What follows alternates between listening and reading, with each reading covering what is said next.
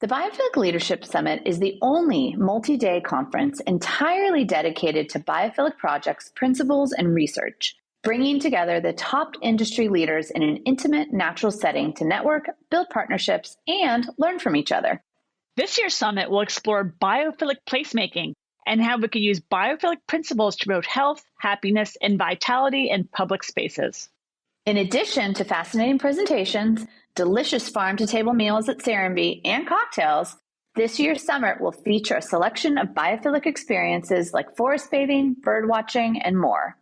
So join us in Serenbe for the 6th Annual Biophilic Leadership Summit from March 24th to March 26th, 2024. Learn more about the summit and register today at biophilic.summit.com. That's biophilic.summit.com. We hope to see you there. Hi, I'm Monica Olson. And I'm Jennifer Walsh. And you're listening to the Biophilic Solutions podcast, where every other week we sit down with experts and thought leaders across industries in order to explore the innate connection between humans and nature and why we need nature to thrive. We truly believe that in order to tackle the global environmental problems we're facing, we as humans must reconnect to the natural world and come to a better understanding of how we fit in and how we are so interconnected. So in every episode, we'll interview new guests that help us uncover and highlight nature-based solutions to get us on a path to greater health, tackling climate change, and ultimately getting outside and connecting with nature. So let's get to today's episode. Hey, Jennifer. Hey, Monica. I'm so excited to be back with you and back to our regular podcast schedule. And I'm beyond excited for our interview today because we're talking with Richard Rhodes, a Pulitzer Prize-winning author of more than 26 books, whose latest book is Scientist, E.O. Wilson, A Life in Nature. I know. I speak for both of us when I say we were absolutely captivated by this book, which delves into E.O.'s life, his groundbreaking work studying ants and cataloging species, and his deep fascination with the natural world and our place in it. We should note that we recorded this interview with Richard a few weeks before Wilson passed away on December 26, 2021, at the age of 92, leaving behind such a rich legacy for future generations. We feel so honored to kick off the podcast with this interview because not only do we get to begin the new year discussing the life and legacy of E.O. Wilson and the way he popularized this notion of biophilia, but we also get to dive into Richard's perspective on all these things and more. Richard was an absolute delight to interview and also offers his own outlook on the importance of nature in our lives. So let's get to interview with Richard Rhodes. Richard, thank you so much for joining us today. We are so honored to have you on our show. Thank you very much. I know there's a lot to get to, right, Monica? Oh my gosh. Your book, Scientist, has just had me mesmerized. And what's been a lot of fun is beyond the book, Scientist, E.O. Wilson, A Life in Nature, I've gone back and listened to some podcast interviews of yours on some of your prior books, because you've been very prolific. Yes. Specifically, I think the one right before this was called Energy, which I haven't read the book, but the interview was wonderful. This was in 2018 with a gentleman. It was so interesting, the history of energy and what the importance it is to us. So I'm sure we'll get in there, as well as you won a Pulitzer for the making of the atomic bomb in the mid 80s. And so I just love how you've brought Oppenheimer and a few other people into this book as well. It's interesting how these things converge. Yes. It's funny. My actual subject matter over the years, with some exceptions, has really been human violence in all its aspects. My brother and I, when we were just pre-adolescent, spent a couple of years with a stepmother out of Grimm's fairy tales. Oh, no. Fortunately, he had the courage at the age of 13 to go to the police. Wow. And fortunately, even though it was 1949 and there was not much in the way of social welfare in this country, they recognized that we were starved and sent us to an absolutely wonderful boys' home outside Independence, Missouri, where we learned to farm and learn how to be empowered every day with something. So ironically, considering the variety of subjects, there's a common theme. Also, of course, because that is looking at the destruction of the natural world. Yeah. And I think his work, the thing that struck me very much, and I actually just listened to an interview of Ed Wilson on Vox that was just happened a couple weeks ago. And what struck me in the book and also with the interview is and I'll speak for Jennifer and ourselves and our world that is very focused on biophilia, kind of place maybe that on E.O. Wilson a little bit more than he even speaks of it. I was fascinated that is very much an aspect that he cares about, the love of nature and the belief that might be genetically encoded in us. But really his work is, and I knew there was the ants in biology, but it's so much broader. And so your book put that into context for me personally. And so I really appreciated the much deeper, more layered storytelling of him versus us as the father of biophilia, if you will. I'm so glad you said that, Monica, before you say anything else, Richard, because I thought I knew of E.O. Wilson, everything we've read and we've studied, but your book really layered so many more attributes to what an individual he was and how deep his interest and love for life was just so profound to me. So I'm so glad you brought that up, Monica, because it really was. Your book really kind of put so much out there for me to really dive deeper into. Well, I think Ed only gradually came to understand the depth of challenge that there is in the world today to salvage the species that are rapidly going extinct. But before that, and as part of that awakening in him, from being pretty much a pure scientist to someone who had a larger Jane Goodall-like range of, that's the way I think of it in particular, because they're very similar in some ways. Biophilia was a part of that. Was his belief that it's ingrained in us, even genetically, to be attached to this. Well, of course, because we're part of nature. However much we've surrounded ourselves with artificial constructions, we're still natural beings. Yeah. I think we find that out when we're ill or when we're confronted with an epidemic, as we have recently. Suddenly it kind of comes back into context. But Ed was particularly interested in reminding people how rich and deep and beautiful the natural world is. Scary too, of course. Always that. Yeah. But it's as if we never lost that ancient sense, a pre-ancient sense. We live in a world surrounded by other beings like ourselves. He did bring biophilia into the center of his work.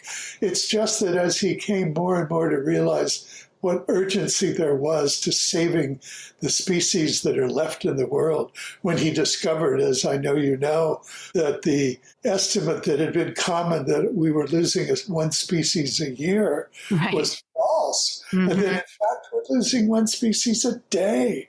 Yeah, and I think that's worth noting and repeating, that we tend to not understand what we can't see.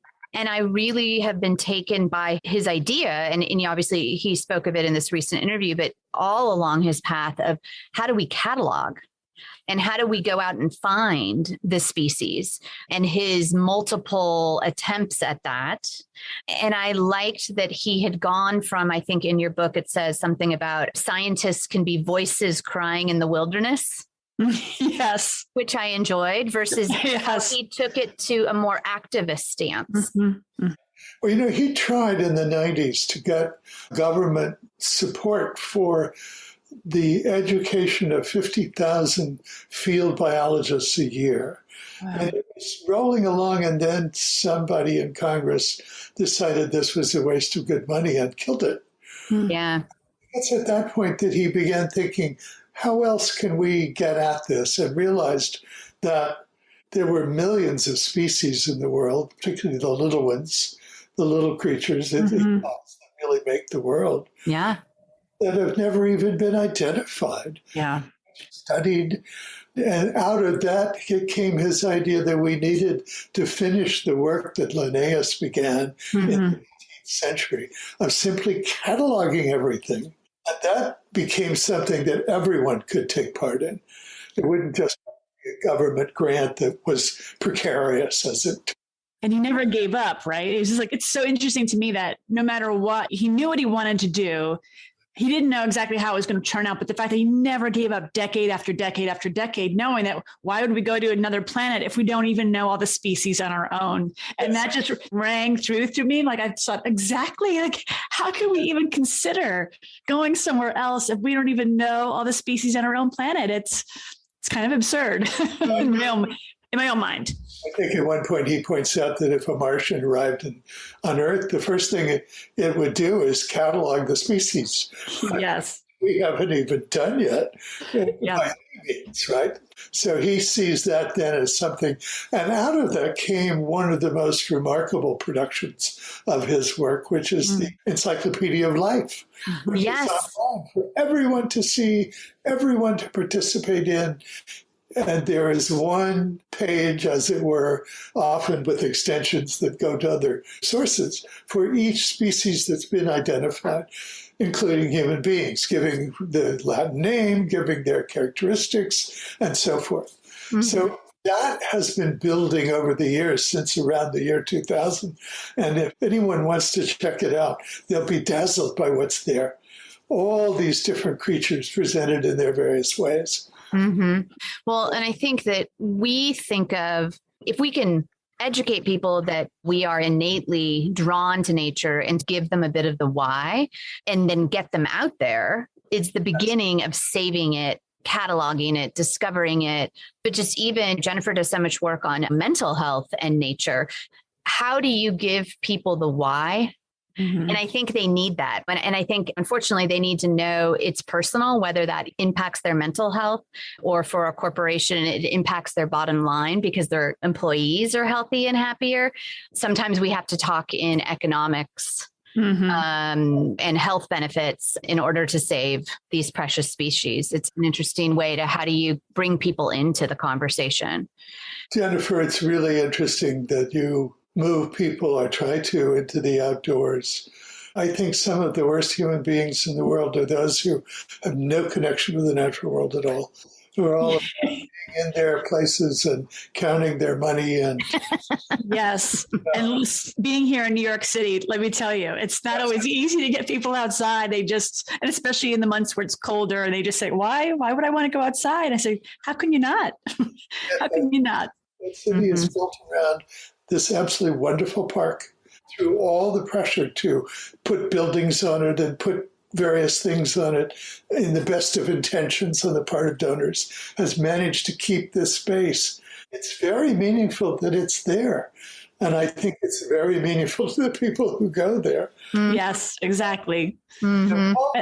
Paul Newman was a friend of mine, and one of the things that he really was frustrated by is that because of his celebrity, he couldn't go outside and take a jog. He had to have a pedal bicycle in his apartment in New York where he could work out for 45 minutes. He'd come out of that room in his bathrobe just soaked in sweat. He'd watch the news and all, but it frustrated the hell out of him that he couldn't go out into the park anymore. Yeah.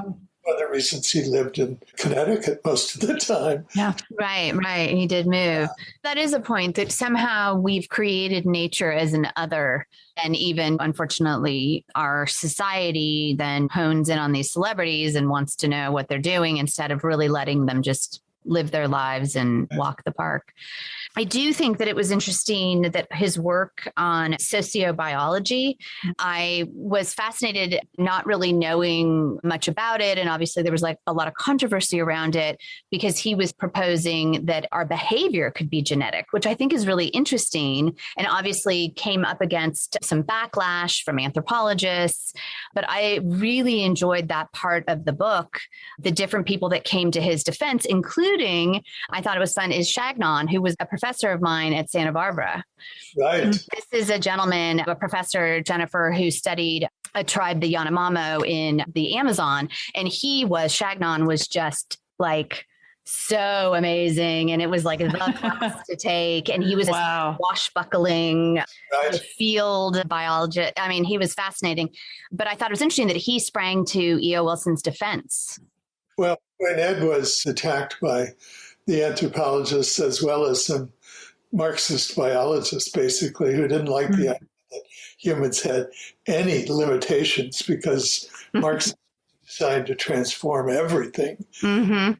Couldn't do that if we were dragged down, as it were, by our genetic heritage. Right. So they didn't like it at all, and they really worked on it. But Chagnon, after all, was someone else who'd been attacked for the radical side of his views. Mm-hmm. And I saw in Ed's, someone in the literature said, Ed Wilson's something of a bomb thrower. I can see that.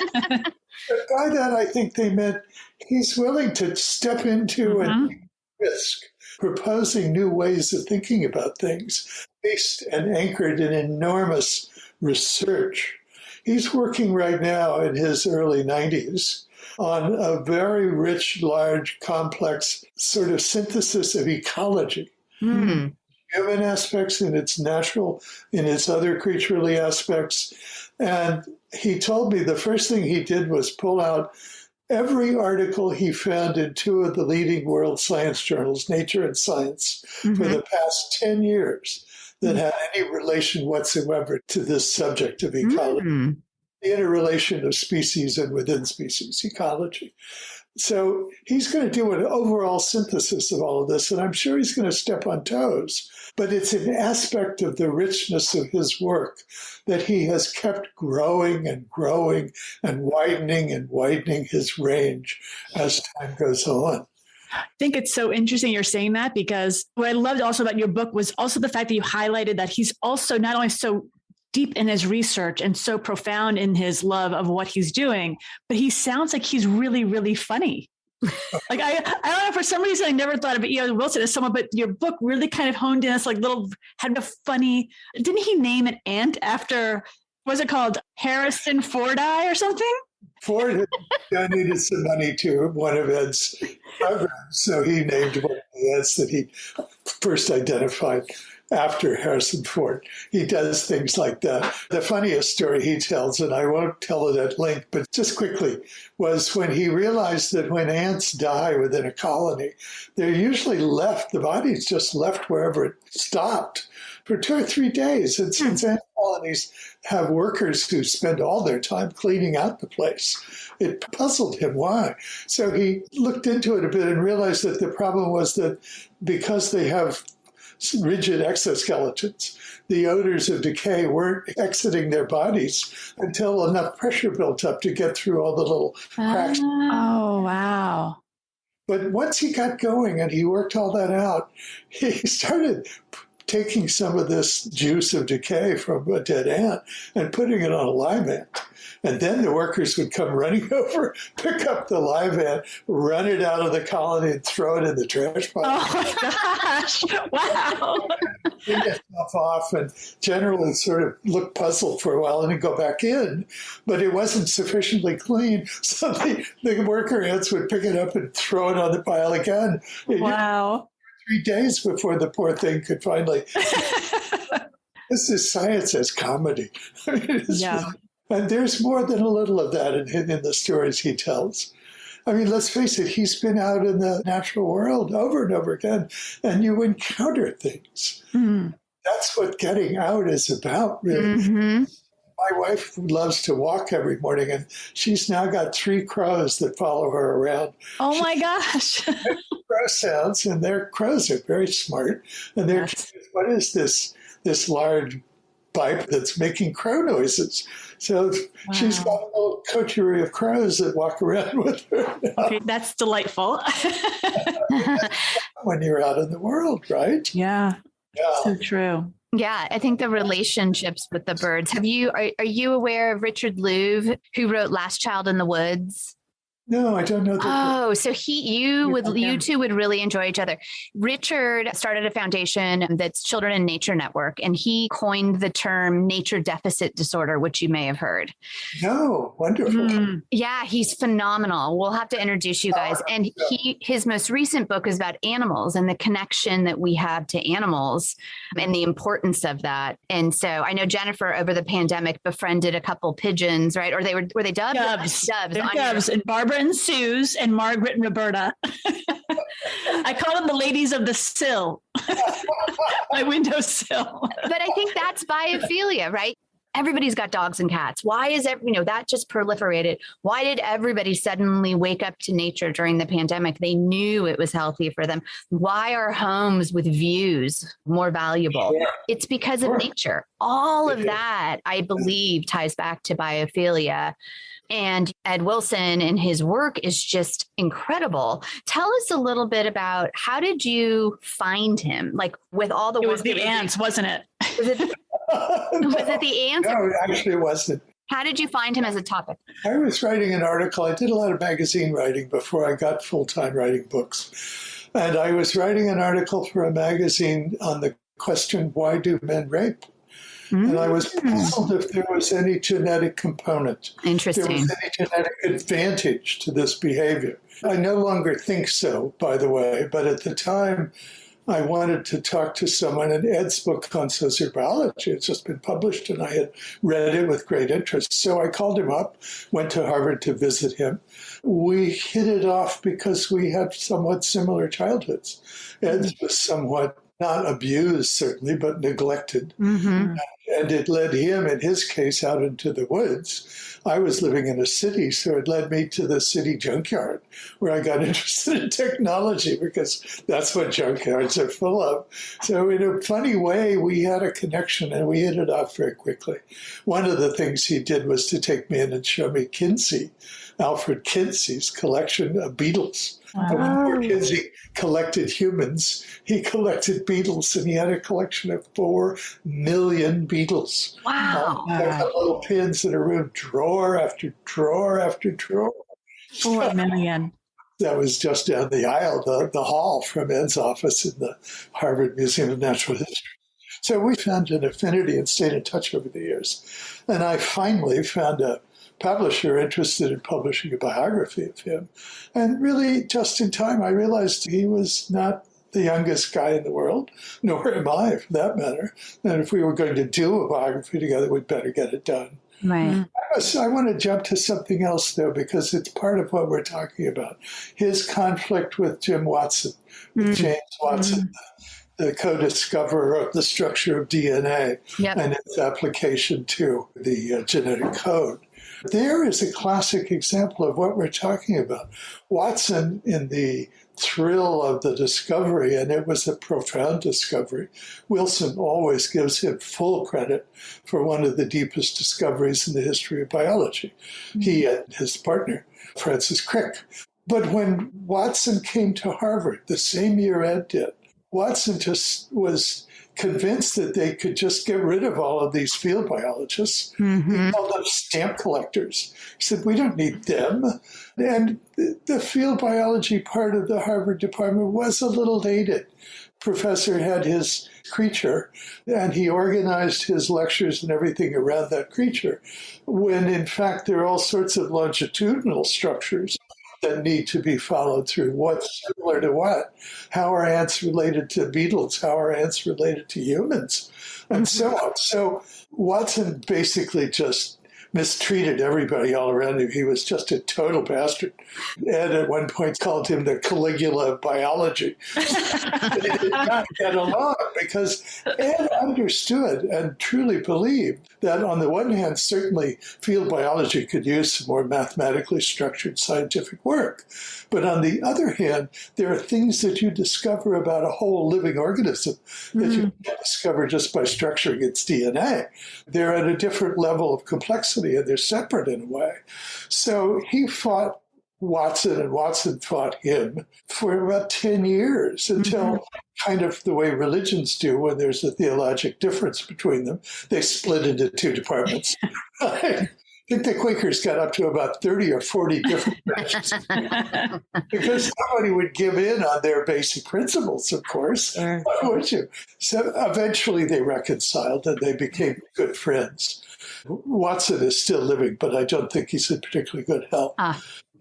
And he's made some stupid statements lately that have gotten him roundly condemned. Talking about women and they're not being bright as men. I mean, stupid 19th century comments. Right. Yeah. So, but we all get old and say stupid things. So, so first of all, I love that the book title, just Scientist. How are you feeling about the impact of the book since it's come out? You had a wonderful, it covered by the New York Times, but like, how is it being received personally for you? Like, do you feel like people are coming to this awareness? One, and then two, I wanted to just dive in on scientists in general. Yeah. And science and where they stand in the world today. I haven't seen any visible action on the part of my book whatsoever. And I think that's because, as with many other books this fall, it was delayed for weeks. Mm-hmm. They couldn't get any paper for the photo inserts. Mm-hmm. So it was published about 3 weeks later than it was supposed to be. Interesting. And that means it missed a lot of book review time. Interesting. It's only had a few reviews so far, when normally you get reviews all over the country in every newspaper. So it hasn't had much impact yet among friends, of course, and people who have read it. People seem to be delighted with it, and I'm happy to see that. I mean, at this point, it's my 26th book. If I haven't learned how to write a book by now, it's a line of work, Yeah. Well, I know we have a wonderful bookstore at Serenbe called Hills and Hamlets, which is an independent. And Josh, who's the owner, when I went to go pick it up there, he said it's been selling quite well. Like he had picked it up and knowing that he admired EO, but didn't really expect it to sell. But it's been doing really well in our community. So there's at least one bookstore that it's selling well at. I think it will, because people do know who he is. Yeah. Dazzling cover with that wonderful it's so great. Oh, it's so How could you not pick up that book if you want? It's so good. I know. It's just... I'll formally invite you to come do a book signing at some point in the new year if you're down this way ever. Well, I guess you're in Seattle now, right? Yes. Yeah. But we can talk about that if you're traveling to Atlanta or the Southeast. I mean, it would be so fun to have you and host you. We have Zoom, so we can do this. We do have Zoom. We could do that too. We could do a whole book club. Yeah. And then the other side of it is a scientist. I think the idea of science and truth and people doing field work and work in the lab is so important. Do you think that scientists have been forgotten or not held up anymore? I think that science is really taking a hit from this whole bizarre movement against rationality in this country and in other countries too. It's really, I don't know where this is going, but it's not a happy development. When you hear people saying, I don't need to be vaccinated and because it's a government plot or whatever. Right. I mean, we've got 200-300 years of history of vaccination. And there's no question that it's one of the most important developments in science. Mm-hmm. People don't remember, I guess, what it was like. I do. What it was like when polio would emerge every summer. And it would be told to stay home, don't go to the community swimming pool, don't go to the movies, don't meet with your friends. And someone you knew would suddenly be in an iron lung and paralyzed and die. It was a horrible, horrible experience. And that was just one of all of the horrible sources of natural disease, organized death in the world. It's been a huge, huge transformation. And I think it's only because of that transformation that people have, if you will, the cockeyed privilege of saying, we don't need to vaccinate our children. And sadly, of course, this is a potentially lethal disease. 93%, I think the number is, of people who are dying of COVID are people who aren't vaccinated. Wouldn't you think that would be enough evidence? Right. So, but science has always been somewhat paradoxical in that on the one hand, it brings us miracles, as we used to think of them. And on the other hand, as one of the great physicists once said, it participates in the gradual removal of our prejudices. And he means things like the belief that the Earth was at the center of the universe, one of the first things that happened with Galileo. The belief that we are a separate creation, something that happened with Darwin, that gave way with Darwin, but is still controversial in religious circles. One by one, science has taught us not how we'd like the world to be, but how it actually is. And that has brought us great benefits, But at the same time, it's kind of reminded us that we're creatures among the other creatures. Some celestial transformation that is different from all the rest of us. Ed says at the end of one of his, what I think is probably his best book for general readers, On Human Nature, he says, when we solve all our problems, when we've cured all the diseases, when we've got control of violence and war, we're going to wake up one day and realize that we have no purpose as a species beyond the reproduction of our own kind. Just like all the other species. That's going to be a spiritual crisis. So there's this paradox that I think people who are afraid of science, afraid of government, are participating in. That's a very old one, in fact, which is, well, you're doing a lot for us today, but why are we here? What are we for? We don't like your answers. They're not as grandiose as we want them to be. Right. We don't want to be like the little creatures of the world. We are. Fortunately, and this is the other side of it, I like to say the natural world is fractal. Fractal is a term from geometry that talks about things that have more than one level of organization. And what that basically means to me is the natural world is equally complex at every level. That's why it's so rich and wonderful to be a part of, to get outdoors with, because there's always something new to see. There's always a surprise to see. Those crows following my wife down the street was just a total delight. Who are these little guys? What are they doing? What does that tell you about them? What does it tell you about me? What's going on here? New friends. So it's, as always with anything, I think, in the world, I sometimes think of writing history as mostly as about writing about the unintended consequences. Building a bomb that would end World War II, a weapon that ended all world-scale war, but at the same time made it possible to destroy the whole world. So that's the kind of surprise I mean. I think it was interesting, too, what you brought up that I would have never have known, the fact that when I think about scientists or data or research, I think like you brought up in the book that it was always kind of, no, it's mine. I'm not going to share it. You can't have it. I'm not going to share it with you. And here comes E.O. Wilson saying, I'm going to create the Encyclopedia of Life, and it's going to be open to everyone. Everyone should know. And I just thought, how profound is that statement? Talk about like throwing a bomb out there when everyone else is saying, no, it's mine. And E.O. Wilson wants to share his discoveries with the world. I mean, what a beautiful statement and sentiment to who he is. That's lovely. I hadn't thought about it that way. But yes, you're right. He's kind of, let's face it, like most academic fields, science has guarded itself with complex language and also little tricks and locks and latches so that it's hard to get. Yes. You're not one of the cognoscenti who's been initiated properly. So, and I notice, for example, the scientists who are popularizers are usually put down for popularizing. Right. That was Carl Sagan. That's even been true to some degree of Ed. Well, and I think that's it, right? Too, that he's been opening up science to the rest of us. Yes. Yeah. Right. I think that's the way to go, right? Is saying it's for everybody, but that, in thinking more of an abundance mindset than a, fear-based or lack or fear-based or narrow. And I felt like there was a lot of optimism in this book.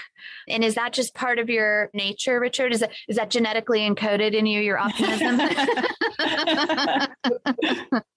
No, it hasn't always been my perspective. But as you get older, it seems to me you have two choices. One is that you become the guy who says, get off my lawn. Yeah. In a handbasket, or you take a more optimistic perspective and realize that you were young and optimistic once, and why should you give that up because you're old and facing death? And that way, he really does think, he's already made the leap. That's what I mean, this quote I gave you about down the road after we've solved all these problems. Well, we know what the public discussion is today, that the world's about to end. Believe that. He thinks we'll get past this particular catch in the development of our lives and of our relationship to the world. It will require work. It will require change. He's reading in that in every way he can think of. But at the same time, he sees us as moving on from there. And I do too. If we've managed to keep our bombs in the basement for as long as we have, that's a good start. It's been 80 years now. And the people who built them thought that we would blow them up by 1950 and destroy the world, because what else would we do? That's what we'd always done. Mm-hmm. So he's optimistic, and I am too. And I mean, after all, I have grandchildren in their 20s, and they're just the most marvelous people. My Lord, I adore them. They're so bright. They're so well educated. They're so excited. So we're going forward. We're all sitting smiling. Look at us. And I think that that's it. It's how do you expose the ideas to people so that they can make decisions and be thoughtful about it without being dogmatic. And I think that is always a challenge, is dogma, right? How we're sorting everything out. And I recall, and I think it may be one of the later chapters, I don't know if it was a quote or you had said it, that one of the scientists, and I was EO, saying, listen, whether we go into authoritarianism or this person wins an election or we get to the Mars or not or whatever, like those all things will kind of work themselves out. If we don't save these species, they're gone. The other things could be cyclical or be managed. But if the species are gone, they're gone. There's no bringing those back. That is why he settled so specifically on identifying and thereby preserving what we have, because, as you say, even if we had a horrible dictator in our country, seems to me we almost did, but that's another subject. It's another podcast. 100 years and things will change. But a species takes 1 million years or more to evolve to what it is. And that means, as you say, when they're gone, they're gone. Yeah. That's why he's so vividly determined, why he's moved into this particular area of concern, because there are plenty of others, saving the rainforest, But again, those things can be recycled, if you will. You can't recycle a particular species of creature. No. Yeah. Can I ask a question too? Because I'm reading the book and learning about all the letters that he and Irene. So did he have all these letters from Irene all this time? Or like, how did you get all the information? Did he have lots of books? Because I was just so fascinated by everything that you shared in the book. It was so interesting. Ed told me at some point in the past that he kept every letter, that they were just about to get married when he got this fabulous opportunity to spend 9 months wandering across the South Pacific, collecting ants in places where they'd never been collected before, little islands in the middle of the South Pacific and so on, and Australia as well. So he had to think of a way to keep Irene attached, if you will. And I'm sure she was equally concerned about his staying attached. South Sea maidens and so forth. Go get it. So they made a pledge that they would write each other every day. And by and large, they did. And I knew of those letters, and I thought, I've got to have those letters. Ed is immensely private about his personal life. The Review and the New Yorker criticized me for not writing about his family life after those early years with the letters. He wouldn't tell me anything about his family life. Interesting. So I told him, I want to do your biography, but I can't do it unless you give me those letters and let me quote from them. And so one day this envelope arrived in the mail. I live on the West Coast. He lives on the East Coast. And in it, all wadded up and bent around, you know how an old collection. Yes. There were all the letters. Wow. I copied them all. I had them transcribed. And they not only the story of this wonderful love, which lasted all of their lives. Irene just died about 2 months ago. Oh. 7. Wow. Together all the way back to the early 90s. She lived a long life, and they were always together throughout that life. But so I had them transcribed, and there was that story, but there also was this journal day by day. His travels, of his discoveries, of the people he met. And he was in one island and he met the French couple who were the model for the planter in the Pacific. That was so neat. That was so interesting. That was so interesting. Buddy Mary, who lived on an island nearby. Yeah. So, because James Michener, who wrote that story, had been posted there as a naval officer during World War II and had known the same family. So that was the kind of wonderful story that came through from these letters. I wish there had been more, or I wish I'd known more about the rest of their lives together, but it wasn't available. So I found out his work.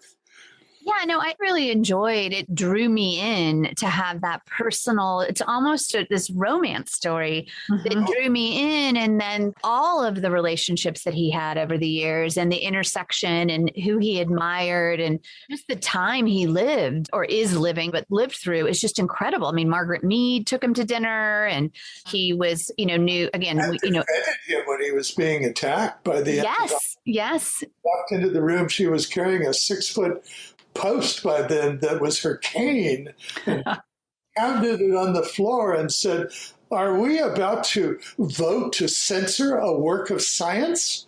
What sort of people are we?" And everyone was shaken up. And then the vote never happened. Yeah. So great stories. Yeah, great story. Well, and over the years I've written about have been people who have collected together their life stories and have told them many times. And they're always wonderful, even if they're sometimes a little polished around the edges in ways that it didn't happen. But these things that Ed told us did happen, and they're in the book. Wow.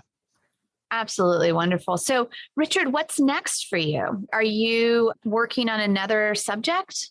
I am, and it's really very exciting. I'm writing a book about the largest machine in the world. Wow. Which is called the Large Hadron Collider. Oh, yes. A particle accelerator ring 70 miles in circumference. Wow. Underground across the border between Switzerland and France, and which is the machine that was used to discover what I guess one of the scientists called the God particle, which is sort of, but the Higgs boson, which was the particle that gives matter its mass, its weight. It's a pretty special particle. These giant machines, and they get bigger every year. Sure. CERN, the scientific organization that built the LHC, the Large Hadron Collider, is now going to build one 100 miles around. Wow. The LHC is just going to be one of the starter rings because they used their old ones. They built them up from small to larger, each time getting more energy and therefore finding more new particles, is going to be just a ring to get things going. And there are 4 of those already, and then it will be pumped into this vacuum tube 100 miles around and wild. With magnets faster and faster and faster. Well, they're already managing to reproduce the energy within 1 trillionth of a second of the Big Bang that started the universe. So if this next one is going to be, 5 times bigger, they're going to be able to get to a fraction of a trillionth, almost back to the Big Bang, to see where it all came from. This is what I mean about science. Yeah. The whole universe, as we know it, started with one infinitesimally small particle. Suddenly blew up one day. Nobody quite knows what happened, where that came from, but with it came time.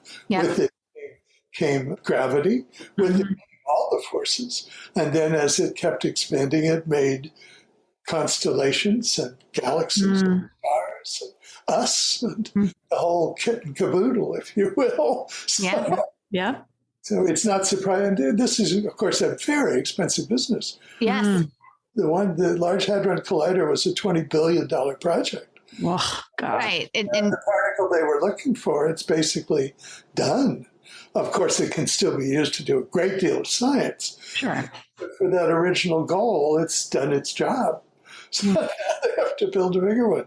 It seems so odd, I think, to people who aren't in science. And yet, if there's anything we certainly, as creatures, want to know, it's who we are, what we're made of, where we came from. And here's the answer to that. I have to throw in one other thing because every time I think of it, it knocks me out.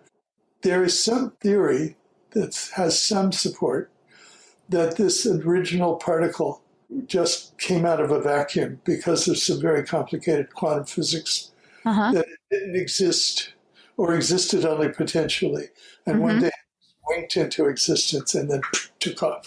That would mean that we came from nowhere, if you will. We started out, I love that, this little thing, this infinitesimally small thing packed with all the future of all of our lives. That's so beautiful. And I mean, show me a religion that can keep up with that. That's the way I feel about it. Religions are wonderful, and I'm glad there are 100,000 of them in the world, as there are. Yep. If I have a religion, it's science. Yeah, and we really talk about nature as our religion. You know, and I think that's a whole nother podcast. And you touch on that in the book as well about codifying, you know, social rules. And I had listened to another podcast recently about philosophy and the making of the state and how the state then suppresses violence. Yes. Because we have an organization that the government or the state can then mediate between the people to then lessen the violence. And it's sort of a whole nother fascinating thing. But I think that Wilson and Chagnon talk about that of like, again, in ecology and biology, where does that tendency come from? And then how does it get organized? Yeah, well, of course, the usual argument is that as the middle class arose, it didn't want to have to spend its time looking over its shoulder all the time and carrying a knife. It wanted to do business. And the deal was the king got the tax money from them, and he supplied them with safety. I've got a whole book that deals with that subject called Why They Kill. We might talk about it sometime. But I described the decline in violence in the West since the Middle Ages, when homicide rate in rural England was like 54 per 100,000, which is about the same as inner city Detroit. You know, violent world. And it declined over the 17th, 18th, and 19th centuries until today in the United States, where we think we're living in the midst of enormous violence. We're not really. Our homicide rate in the United States today is 5.4 per 100,000. Per 100,000. Whereas in a country like Papua New Guinea, back before they had any kind of government, when it was all just small tribes, their homicide rate was 1,000 per 100,000. Wow. That's mind-blowing. You could see just how much control over violence, mostly because of access to courts of law. Right. And so those courts of law, the Australians, I think, came in. Your neighbor, you sue them. Yeah. And if you win the suit, they pay you. So much nicer. Much nicer. Well, Richard, thank you so much for your time. Thank you for saying yes to us. Yes. My pleasure. Just a delight. We could do this for another few hours, but we have you around for all day just to chat more, but maybe that's in the future. We can all get together. Well, it would be fun to talk about this violence thing because I think that'd be very interesting. An American scientist who has definitively figured out how you make people violent. Wow. And how, therefore, you could help them not reverse it. Yeah. Interesting. Okay, for another time. Yeah. Good. Yes. Thank you, Richard. Thank you for your time. Have a wonderful day. Thank you. Bye-bye. All I can say is, wow. I know. I just absolutely loved our conversation. And I feel like we barely scratched the surface of all things we could have talked about with Richard. Absolutely. And to that point, there are a couple things that really stood out to me. The first is the idea that Ed Wilson really was kind of a rule breaker and someone who had a willingness to ruffle feathers. And I also like the idea that he wasn't proprietary about his work and the way he transitioned from what we think of as a true scientist in the field studying ants to becoming both a scientist and a true advocate for the natural world. And I would say the last thing was that Richard said something to the effect of science doesn't show us what we want the world to be. It shows us what it is. I also love that, especially in the context of science coming under threat in the current political climate. But I have to say that Richard's optimism for the future is something that we really both share. So on the flip side, even though it can feel really challenging and discouraging, his optimism really resonated with me. It did with me too. And I really think being optimistic but realistic is key to moving forward with his work and really honoring his legacy. So whether you're like us and biophilia resonates with you every day, or you're a young student of biology Ed Wilson is a towering figure whose life and contributions cannot be minimized. I completely agree. And I think Richard is such a wonderful person to help tell that story. So we highly encourage our listeners to head to our show notes, grab a copy of Richard's book, Scientist, E.O. Wilson, A Life in Nature. It's absolutely fascinating, truly has themes that speak to everyone, whether you're passionate about science, history, or the environment. Exactly. And we'll be back in a couple of weeks. All right. Talk to you later, Jennifer. Bye. Thanks so much for listening. And if you're enjoying the podcast, we would love for you to follow us on your favorite podcast app, give us a 5-star rating, and please leave us a review. It really goes such a long way towards helping us reach a wider audience and sharing these amazing interviews and solutions with the world. Absolutely. So thanks so much for following and reviewing the podcast, and we'll be back with another amazing interview in 2 weeks. You're now a part of the Biophilic movement.